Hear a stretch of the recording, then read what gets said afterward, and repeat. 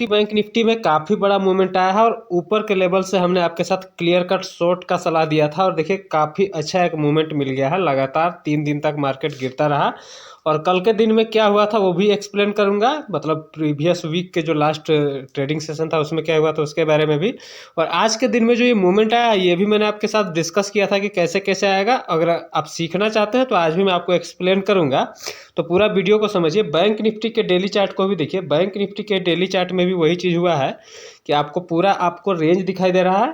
ये नीचे का जो रेंज है ये सपोर्ट एरिया, साथ में ऊपर का ये जो है रेजिस्टेंस एरिया, ये पूरा बना हुआ है आपके सामने। और अब देखिए क्या हो रहा है कि यहाँ पे अब मार्केट में मूवमेंट धीरे धीरे रेंज के पूरा ऊपर या नीचे दोनों साइड में होना स्टार्ट हो चुका है। अब क्या होगा कि एक बड़ा मूवमेंट और मिलेगा बैंक निफ्टी में 2000 पॉइंट का और निफ्टी में भी 1800 पॉइंट का मिलेगा, तो वो भी डिस्कस करेंगे। अब देखिए क्या क्या मूवमेंट मिलेगा और किधर मिल सकता है। बैंक निफ्टी में समझिए कि ये जो ऊपर वाला रेजिस्टेंस लाइन है काफ़ी स्ट्रोंग है और नीचे वाला भी बार बार अटेम्प्ट हो चुका है। तो अब ये रेंज से बाहर निकलेगा मार्केट, अब जिधर भी निकले। अब देखिए यहाँ पे आ गया है, बार बार अटेम्प्ट किया है। अगर नीचे निकलता है तो 2000 पॉइंट नीचे जाएगा। अगर यहाँ से सपोर्ट लेके ऊपर निकल जाता है तो इस बार ये ऊपर की तरफ 2000 पॉइंट ऊपर की तरफ तेज मूवमेंट देगा।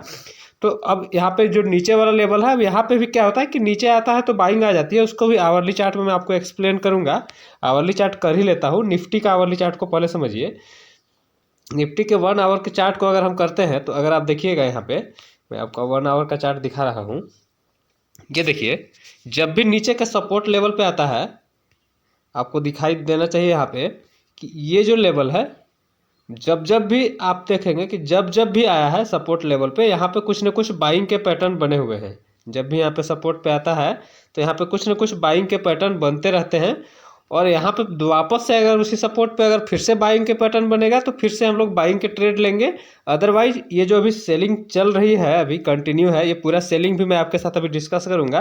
तो ये कंटिन्यू ही रहेगी, लेकिन अब स्टॉप लॉसेस बड़े बन रहे हैं तो अब यहाँ पे फ्रेश सेलिंग नहीं बनेगी। बाउंस पे कोई सेलिंग के पैटर्न बनेंगे तो उसके बारे में डिस्कस करेंगे, या फिर यहाँ पे अगर रिवर्सल का कोई पैटर्न बनता है तो फिर बाइंग के बारे में भी प्लान करेंगे। अभी यहाँ पे देखिए क्या हुआ था कि कल के दिन में मैंने आपको बताया था कि डाउनफॉल के बाद यहाँ पे रुका है और एक सैंडविच पैटर्न बनाया था और एक छोटा टारगेट किसी भी साइड में ब्रेकआउट या ब्रेकडाउन पे मिलेगा, तो ब्रेकआउट पे एक अच्छा टारगेट मिला और उसके बाद फिर नीचे भी आया प्राइस, तो उसको भी डिस्कस करेंगे 5 मिनट के चार्ट पे। इससे पहले बैंक निफ्टी के आवरली चार्ट को समझिए। देखिए बैंक निफ्टी के आवरली चार्ट में अगर आप देखेंगे कि यहाँ पे क्लियर कट आपका यहाँ पे बाइंग का सिग्नल था, बाइंग हुआ, यहाँ पे फिर सेलिंग का सिग्नल आया, सेलिंग हुआ और वापस अब उसी रेंज में आ गया है। तो अब रेंज के निचले सिरे में क्या होगा, यहाँ पे फिर कंटिन्यू, अगर इसको नीचे जाना होगा तो फिर से ये कंटिन्यू करेगा तो हम ट्रेलिंग स्टॉप लॉस का यूज करेंगे जो 9 डे एवरेज है इसका। या फिर हम यहाँ पे वेट कर सकते हैं। जब भी हमें एक बाइंग का पैटर्न यहाँ पे, जैसे कि यहाँ पे एक डबल बॉटम या फिर कोई भी पैटर्न बनेगा तो बाइंग भी कर सकते हैं। जब तक नीचे आवरली कैंडल क्लोज नहीं करता है तो हम और अग्रेसिव सेलिंग नहीं करेंगे। यहाँ पे देखिए एक और सेलिंग का पैटर्न बना था, फिर नीचे आ गया।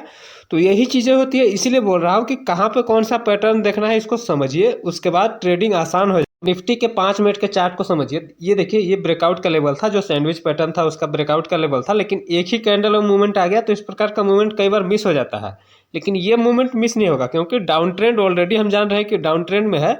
और जैसे ही यहाँ पे देखिए ब्रेकआउट फेलियर का यहाँ पे सिग्नल आने लगा तो यहाँ पे हमारा ट्रेड बनता है। उसके बाद देखिए कंटिन्यूअसली मार्केट नीचे की तरफ गया और काफ़ी अच्छा एक ट्रेंड फॉलोइंग सिस्टम जो मैंने आपके साथ डिस्कस किया है कि 9 डेज के मूविंग एवरेज पे आपको ऐड करते रहना है। ऐड करते हैं तो कोई दिक्कत नहीं है, अगर ऐड नहीं कर पाते हैं तो कोई दिक्कत नहीं है। आपको आराम से उसको ट्रेल करना है 20 डेज के मूविंग एवरेज के साथ, जब तक यहाँ पे 2 कैंडल क्लोजिंग इसके ऊपर नहीं आ जाती है। तो आपको वेट करना है। और अगर शाम का टाइम आ जाए या फिर उस टाइप का अगर आपको अच्छा प्रॉफिट आ जाए तो उसमें प्रॉफिट बुक भी कर सकते हैं। जैसे यहाँ पे देखिए अच्छा प्रॉफिट आ गया तो इस जोन में कहीं पर भी प्रॉफिट बुक कर सकते हैं, कोई दिक्कत नहीं है। उसके बाद फिर फ्रेश ट्रेड जो नीचे की तरफ या फिर ऊपर की तरफ बनेगा तो आने वाले दिनों में हम उसके बारे में डिस्कस करेंगे। यहाँ पे पैटर्न फिर से बनने का वेट कीजिए, कोई पैटर्न बनता है या फिर कोई इस टाइप का सेटअप बनता है, सीखिए। देखिए ये सब चीज़ें आपको बार बार काम आएगी, बार बार चार्ट में इसी टाइप की चीज़ें बनती है, तो इसको आप एक बार सीख जाएंगे तो अच्छा होगा। बैंक निफ्टी के 5 मिनट में उस टाइप का कोई ऊपर का ब्रेकआउट ही नहीं हुआ था। अगर आप बैंक निफ्टी के 5 मिनट के चार्ट को समझेंगे तो यहाँ पे देखिए कोशिश किया यहाँ पे अटेम्प्ट करने का, लेकिन ब्रेकआउट हुआ ही नहीं और प्राइस यहाँ पे पैटर्न बनाते बनाते रह गया और फिर नीचे की तरफ निकल गया। और फिर वही चीज़ें यहाँ पे भी बैंक निफ्टी में भी कि कंटिन्यूअसली नीचे की तरफ जब भी निकला तो ये नीचे की तरफ ही चलता ही चला गया और ये काफ़ी नीचे आ गया। तो अब इसमें जो डेली चार्ट में मैंने आपको व्यू बताया कि जब तक ये नीचे नहीं जाता है तो आपको सेलिंग नहीं करना है। अब यहाँ पे सपोर्ट पे अगर बाइंग के पैटर्न बनता है तो बाइंग का भी प्लान करना है। तो इसके बारे में हम डिस्कस करेंगे आने वाले वीडियोस में।